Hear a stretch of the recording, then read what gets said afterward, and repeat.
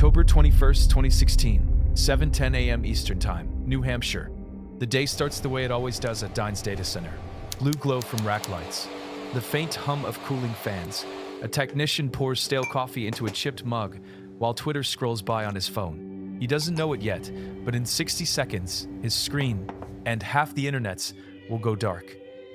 The first warning is almost too small to notice. A spike on a traffic graph. Just noise, probably.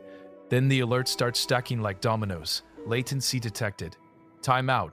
Critical. DNS query failure. The phones light up. Netflix, Reddit, CNN, PayPal, Spotify. Unreachable. Inside the control room, the air feels electric. One engineer mutters, "Is this a joke?" Another tries to ping Google. Nothing. The internet, it turns out, has an off switch. It's just been flipped. 1,000 miles away, a mom on her morning routine is yelling at her smart fridge. "Play NPR." The fridge blinks, then freezes, as if it heard a joke it can't process. At a bank in London, an executive stares at a login screen. No connection. He checks the Ethernet cable like that ever solves anything. The irony? Billion-dollar companies, global news, even your thermostat, all relying on a single invisible directory. The address book of the internet. Today, that book is burning. The cause isn't high-tech sabotage, not a shadowy government plot. It's your neighbor's cheap security camera, and 100,000 others, now weaponized into a digital army. Court documents later reveal the Mirai botnet is behind it. Paris Jha, an 18-year-old Rutgers student, allegedly herds a swarm of hacked cameras, DVRs, baby monitors, devices never designed to be soldiers. All unwitting conspirators in the loudest blackout the internet's ever heard. By 8:05 a.m., 3 waves of attacks slammed Dine's servers with 1.2 terabits per second, enough data to stream Netflix in every home in America, simultaneously. Twitter's gone. Netflix is gone. Even Amazon starts sputtering, as if 2-day shipping is now 2-day waiting for the web to return. European users stare at spinning icons. Small businesses watch online orders evaporate in real time. A cloud of panic rises with the number of zeros. 10 million, 50 million. Eventually, nearly 100,000 endpoints, all blinking in unison. The FBI is already on the phone. Are you under attack? The technicians' hands are shaking. We can't stop it. They're coming from everywhere. The Mirai code doesn't care about borders, time zones, or your panic attack. It just wants to keep flooding until nothing moves. In a coffee shop in San Francisco, a startup founder tries to check his investor dashboard. Reload, reload, reload. No dice. A college student in Berlin wonders if she's failed her midterm. The exam portal's dead. A day trader in New York watches as market data freezes, then vanishes. Whole hours lost. Revenue draining by the second. The world's most advanced economy brought to its knees by hacked baby monitors. Somewhere, Paris Jha is watching the chaos unfold, probably with the same blank stare he uses for calculus homework. Meanwhile, inside Dine, someone suggests calling the National Guard. It's not clear if he's joking. "This isn't a drill, is it?" Another asks. The lead engineer shakes his head. We're flying blind. On Twitter, for those who can still reach it, #InternetDown trends worldwide. Memes appear faster than explanations. A screen cap reads, "Did you try turning it off and on again? If only." By late morning, security teams realize the attack is adapting in real time. Block one IP range, 1,000 more appear. Shut down a server, the traffic just reroutes. The Mirai botnet is like digital whack-a-mole, except the moles are multiplying. Every device you forgot to update, every default password you never changed, they're all joined in one giant, mindless rebellion. One engineer sighs, "We're being attacked by toasters." But the true punchline lands in the FBI's inbox later that week. Mirai's source code leaks online, spawning a new generation of imitators. It's not just a blackout, it's a blueprint. The system designed to connect the world just showed the world how easy it is to disconnect. How did a college student and a few lines of code bring Silicon Valley, Wall Street, and your living room to a standstill? And what does it mean when the same flaw, the one that took down the internet for a day, still sits inside your home, right now? September 2016, New Brunswick, New Jersey. Paris Jha is staring at a monitor in his dorm room at Rutgers. He's 18, with a mop of black hair that never quite listens to a comb. His hoodie sleeves are chewed at the cuffs. He's supposed to be coding for a class project, but his eyes are on a different terminal, one blinking with failed login attempts. Paris doesn't look like a criminal mastermind. He looks like a kid who just missed breakfast. But the script he's writing isn't for class, it's for war. His roommate bangs the door.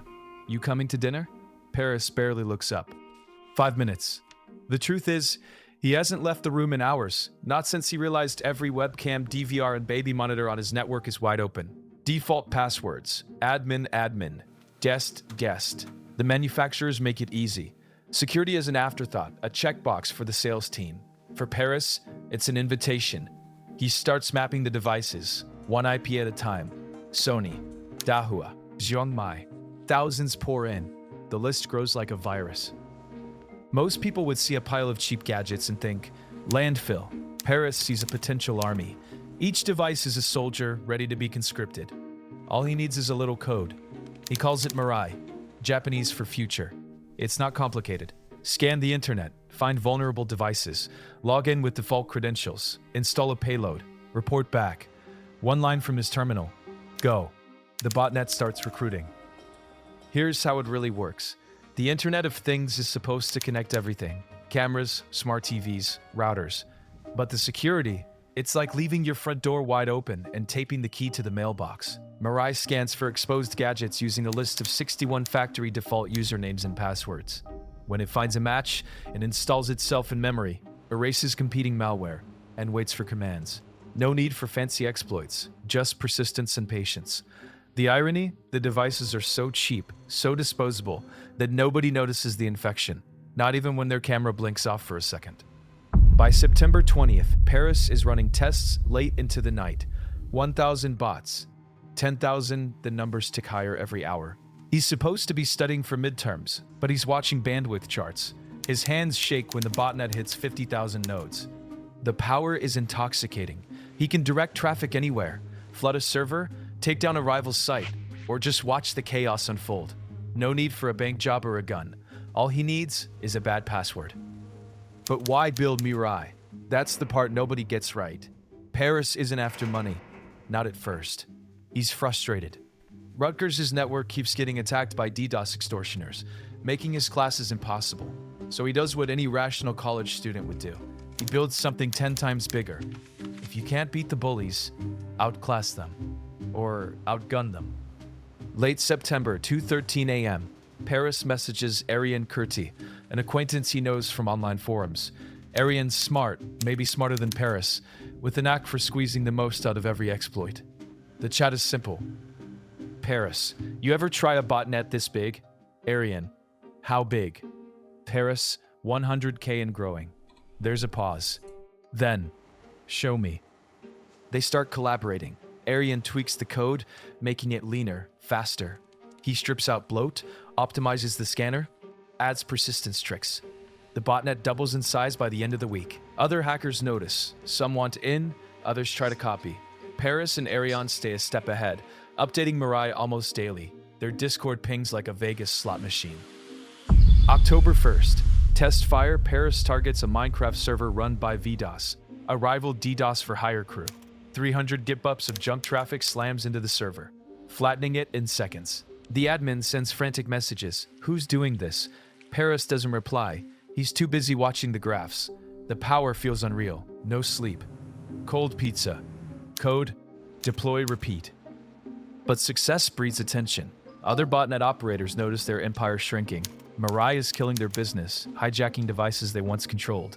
Turf wars start. A rival posts a threat. Back off or face the consequences.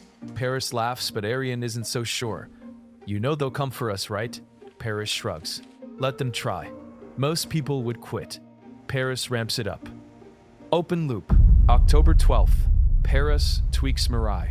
He adds a feature. Targeting DNS services. He doesn't know it yet, but this change will be the match that lights a global firestorm. But can a couple of college kids really bring tech giants to their knees? And what happens when the FBI starts following the digital trail back to that dorm room? The next test is bigger. Paris and Arion unleash Mirai on a French web host, OVH. 1 taps of traffic, the largest attack the internet has ever seen. The security team at OVH goes into meltdown. Routers choke, firewalls buckle. For a few terrifying minutes, tens of thousands of websites vanish. The world barely notices. Most users just refresh their browsers and grumble. But the people who run data centers are wide awake, and they want answers. By mid-October, Mirai controls over 400,000 devices.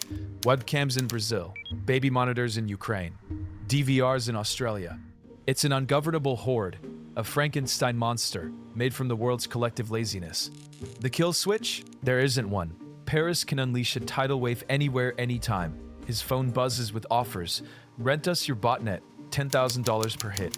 The temptation is real, but Paris knows the bigger the blast, the sooner the blowback. He's playing a game with no reset button. Here's the technical kicker: DNS. The domain name system is the internet's phone book. Take it down, and suddenly Netflix, Twitter, PayPal can't be found. It's not just inconvenience, it's digital amnesia. Paris realizes this. He adds new code to Mirai. Target Dyn, a major DNS provider. Dyn is like the switchboard for half the internet. The plan is simple: overwhelm their servers with so much junk traffic that legitimate requests can't get through. No need to hack passwords, no need to break in. Just flood the pipes until nothing moves. October 17th, 3:27 a.m. Paris runs his final test. He points Mirai at a Dyn server in Virginia. The logs explode in seconds. 100 gigabytes, 500 gigabytes, 1 terabit. The server holds, but just barely. Paris pulls the plug before anyone can trace it. His hands won't stop shaking. He laughs, but it's nervous. The kind that comes before a storm. A week out from the main event, Paris posts Mirai's source code on a hacking forum. Public, open for anyone. The rationale? With every script kiddie launching their own botnet, the trail back to him gets muddier. The FBI can't arrest the whole internet, right? It's security through obscurity, or so he hopes. But the moment he uploads that code, everything changes. Mirai isn't just his monster anymore, it's everyone's. Copycats multiply overnight. Some target schools, others hit businesses. The FBI's inbox explodes with complaints. Paris watches the chaos, a mix of pride and dread in his stomach. What Paris doesn't know: the next attack won't just take down a Minecraft server or an obscure web host. It will knock out Netflix, Twitter, Reddit, PayPal, and CNN in a single morning. And when the world comes looking for answers, they'll find a trail that leads straight back to a college dorm room in New Jersey. October 1st, 2016. Piscataway, New Jersey. Paris' jaw leans over his battered Lenovo, fingers flying across the keyboard. The code on his screen isn't pretty. It's not supposed to be. His roommate asks what he's doing. Just stress testing, Paris says, barely glancing up. In that moment, stress test means launching hundreds of thousands of login attempts at unsecured webcams, baby monitors, routers, DVRs, anything still using the factory password, admin/admin, and password 41234. Turns out, most people never bother to change them. The script grows by the hour. Each infected device phones home to Paris's command server. By midnight, he's roped in 30,000 cameras. Most are in the US and Europe, some in Brazil, a few in Russia.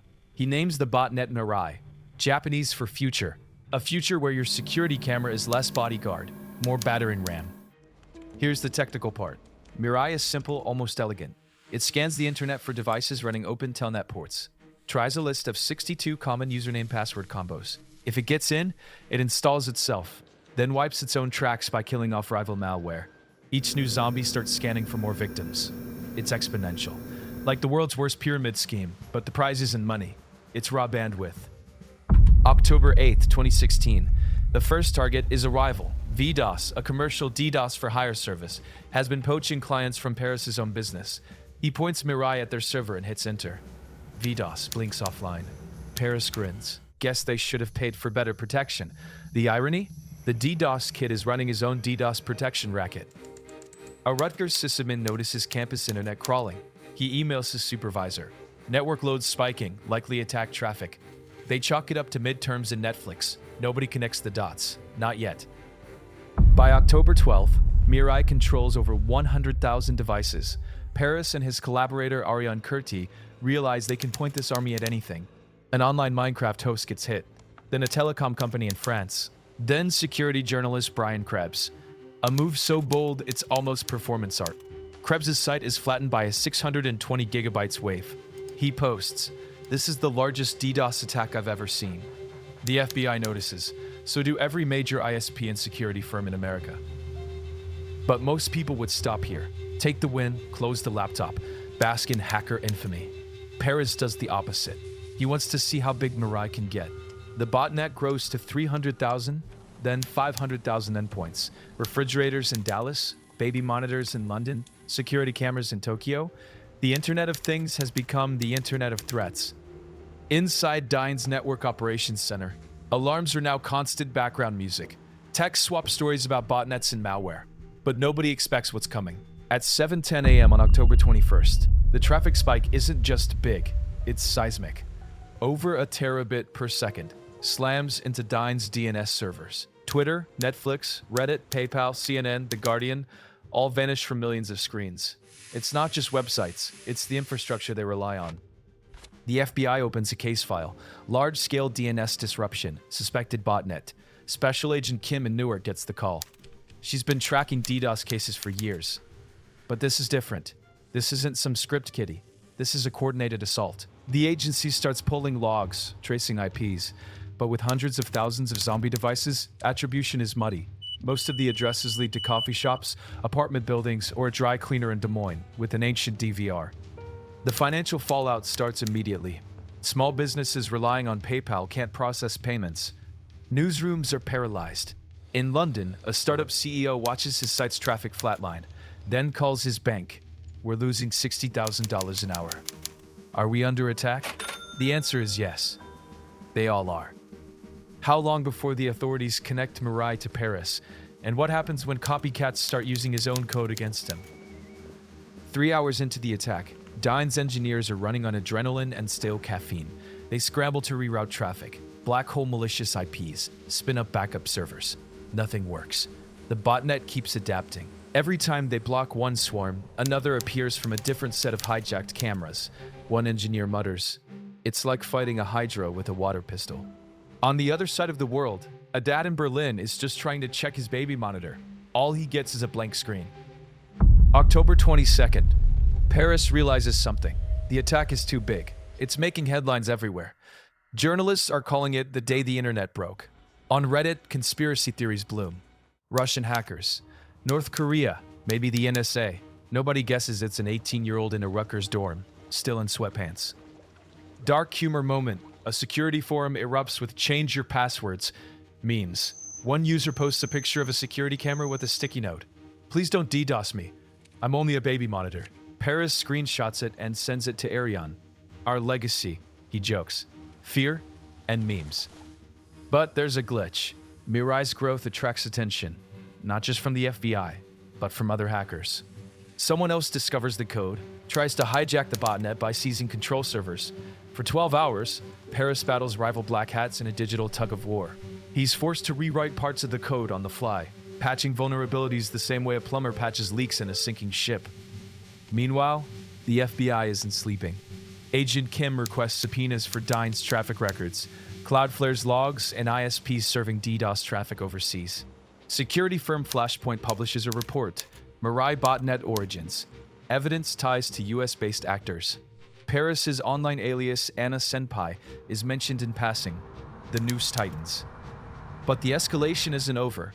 On October 26th, Paris decides to go nuclear. He releases Mirai's source code on a hacking forum with a single post, "Leaked Mirai code. Do what you want."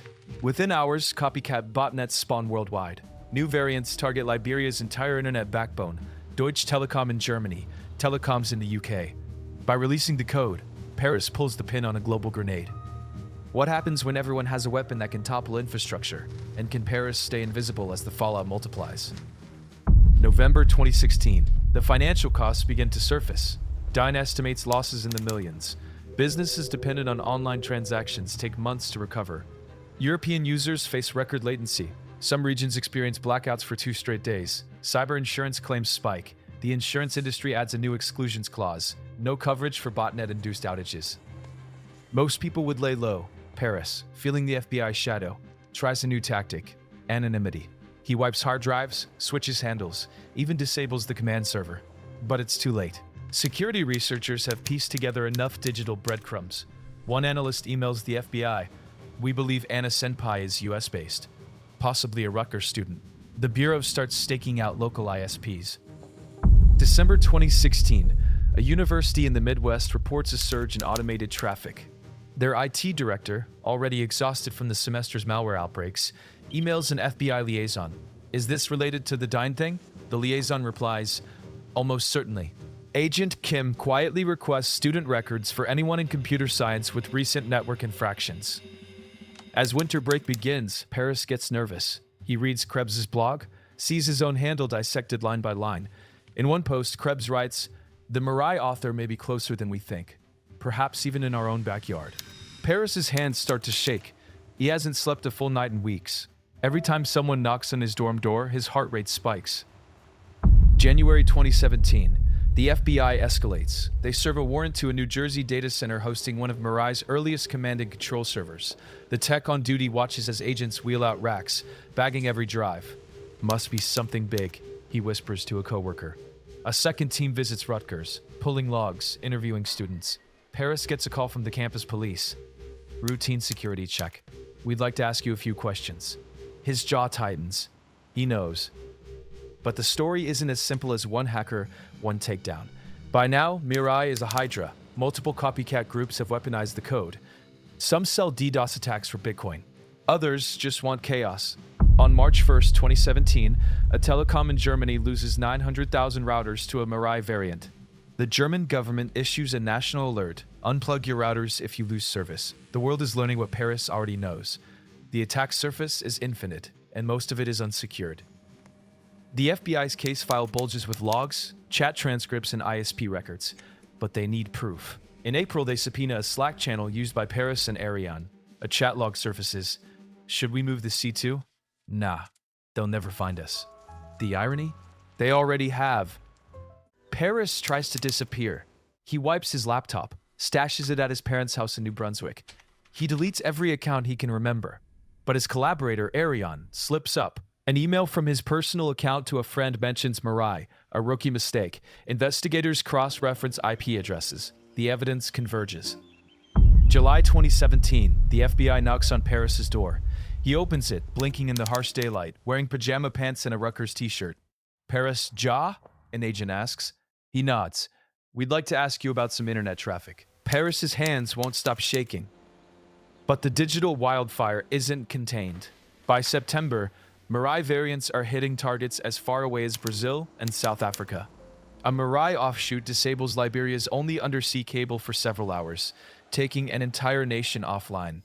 Global telecoms scramble to patch IoT vulnerabilities. Manufacturers issue firmware updates, but millions of devices remain exposed. Is this the moment the internet finally learns its lesson? Or will the next Paris job build something even bigger? The 70% rehook hits. Prosecutors unseal their indictment. Paris Ja and Arion Kurti are charged with conspiracy to violate the Computer Fraud and Abuse Act. The numbers are staggering. 3 waves of attacks, peaking at 1.2 terabits per second, 100,000 endpoints weaponized, tens of millions in economic damage. Paris is 18 years old. The world's most notorious botnet started as a side project in the dorm room. Reporters flood Rutgers campus. Headlines blare. Teenager behind internet meltdown. Paris's parents field calls from journalists, relatives, even strangers. One neighbor asks, "Did you know your son was a hacker?" His mother just shakes her head. But open loops linger. The Mirai code is still out there. New attacks emerge every week. Security firms warn, if you haven't changed your device password, you're next. The FBI's cyber division holds emergency meetings about the next big threat. One agent mutters, "We stopped Ja, but we didn't stop Mirai." Most people would see this as the end. Paris knows better. He's just the first domino. The next one could be anyone, even you. That smart camera on your porch, the one you never bothered to update, it could be part of the next attack, right now. And as the prosecution gears up, Paris faces the biggest decision of his life: cooperate or risk a decade in prison. Either way, the story of Mirai is far from over. October 21st, 2016, 7:10 a.m. Eastern Time. Dyn's primary data center in Manchester, New Hampshire. The first sign is almost nothing. A blip on a dashboard. A line in the traffic logs flickering red instead of green. A technician squints at the screen, then blinks. The incoming queries spike, then double, then triple. Anomaly, he thinks. Maybe a bug. But the numbers keep climbing. By 7:11, it's over 40 times baseline. The blue glow from the racks suddenly feels colder. Someone's flooding them. Not with emails or requests, with millions of fake lookups. Every second, thousands of new machines join the assault. The technician's mug rattles on the metal desk. By 7:14, the phone rings. A sysadmin in California. Are you seeing this? My client's sites won't resolve. The technician stares at the dashboard. Twitter's down, he says. So is Netflix, PayPal, Reddit. The line goes dead. A new alert flashes. Incoming traffic spikes again. The screen's colors blur from red to purple. The room is suddenly full of people. Engineers, security staff managers. Faces lit up by terminal windows in the sickly glow of outage maps. The air is tight. Someone mutters, DDoS. No one needs to say it twice. The assault isn't a normal DDoS. This isn't a handful of infected laptops or a botnet for hire. The traffic is peaking at over 1.2 terabits per second. That's more than most countries' entire internet backbone. And the source is a nightmare. Tens of thousands of IP addresses, baby monitors in Iowa, routers in Germany, security cameras in Brazil, all turned against their owners. Every device flooding Dine's DNS servers with queries. Who owns all these boxes? An engineer asks. The answer? Everyone. If you plugged in a cheap webcam and never changed the password, congratulations, you're part of the attack. By 7:18, the outage spreads. CNN, The Guardian, Spotify, the world's biggest sites vanish. In homes across the US, people stare at blank screens. Social media is silent. The irony, when the internet breaks, you can't even tweet about it. In Europe, users report error messages, spinning wheels, nothing but timeouts. One UK tech CEO stares at his phone. Is this the end of the internet? He jokes, but nobody laughs. At Dime, panic is setting in. Engineers scramble to reroute traffic, spin up new DNS servers, block IPs. Each fix works for a minute. Then the botnet pivots, shifts, attacks from a new vector. It's adapting, someone whispers. Like it's alive. The room smells like burnt coffee and stress. Palms sweat on keyboards. A lead engineer curses under his breath. Whoever wrote this, they know what they're doing. 8 a.m. The second wave hits. The logs explode. This time, it's not just the US. Europe's DNS queries start to fail. Australian users can't reach Google. A finance executive in London slams his laptop shut. I can't trade. Nothing works. Small businesses lose sales. Hospitals can't access cloud records. The dominoes fall, one after another. Meanwhile, in New Brunswick, New Jersey, Paris Jaw is at his dorm desk. His phone buzzes with news alerts. Massive internet outage. Major sites offline. He's seen the drill before. Only this time, the scope is bigger than anything he's ever imagined. His hands shake, just a little.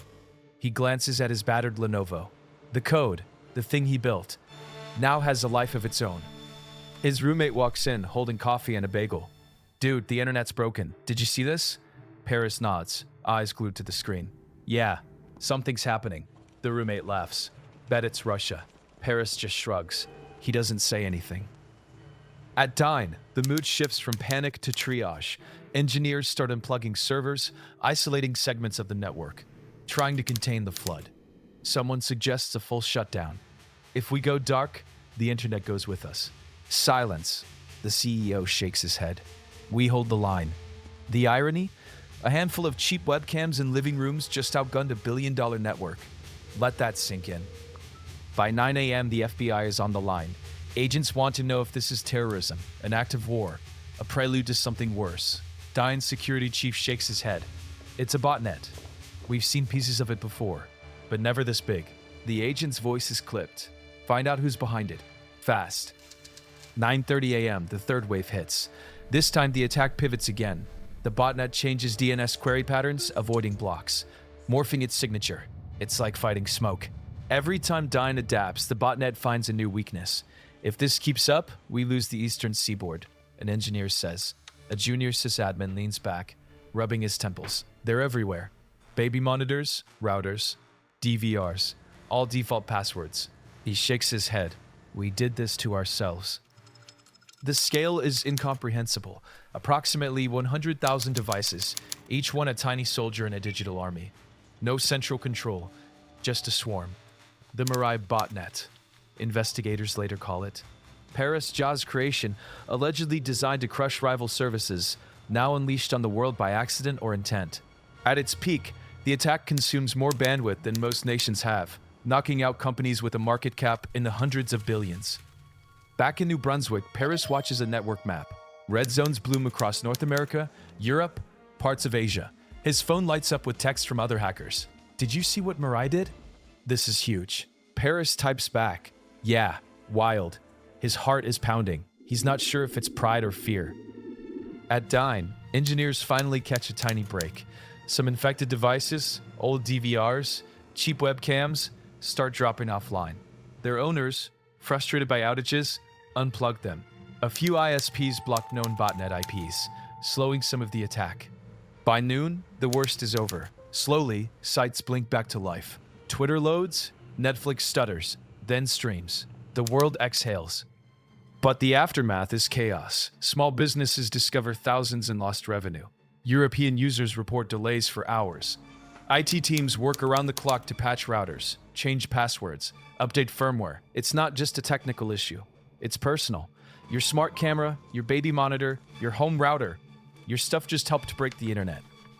The FBI pivots from crisis mode to investigation. They trace Mirai's source code to a public dump uploaded days after the attack. A taunt. Anyone can download it. Copycats spring up overnight, launching their own botnets. The original creator? According to the FBI, their trail leads to Paris Ja and two collaborators, including Arion Kurti. December 2016. Paris Ja is at home when the doorbell rings. It's not a pizza delivery. Federal agents step onto the porch, badges out. Paris Ja, we need to talk. His mother's face goes white. Paris tries to study his breathing.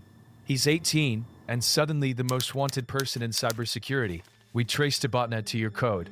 An agent says, we need your computer. Paris nods. He doesn't resist. The agents comb his room. Laptops, USB sticks, routers, everything bagged as evidence. Paris sits at the kitchen table, hands clasped together so they won't shake. A neighbor peeks through the blinds, phone in hand. The agents speak quietly, almost kindly.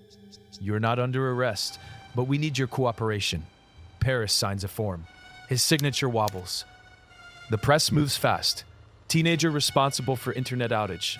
Mirai hacker unmasked. News vans idle on the curb. Paris's name trends on the very sites his code helped destroy. Hours before, Rutgers suspends him. His friends stop texting. The shock is total. At Dine, exhausted engineers debrief with the FBI. One senior sysadmin leans back, staring at the ceiling. We got off lucky. Next time, it could be worse.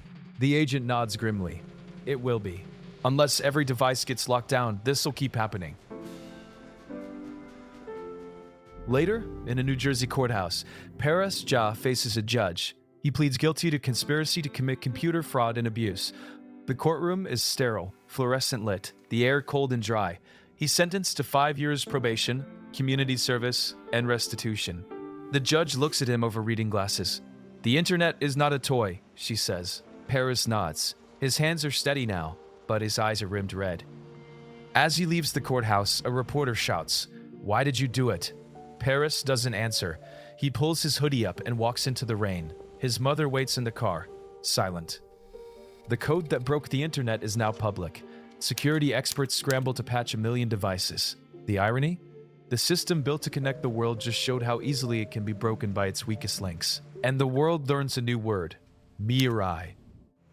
But the real question lingers. If a teenager with a battered laptop can do this, what happens when someone with real resources tries?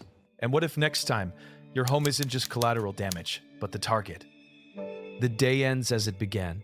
Blue rack lights, the faint hum of fans. But now, every technician knows, nothing is unbreakable, not even the internet. Paris Ja stands in a Newark courtroom, under fluorescent lights, his fate hanging on a single word, guilty. He admits to creating the Mirai botnet and launching a digital siege on Dine, unleashing an army of hacked cameras, DVRs, and routers. Anything with a default password and a chip. The judge reads the sentence. 5 years probation, $8.6 million in restitution. Number prison cell, but the digital leash is unbreakable. The irony?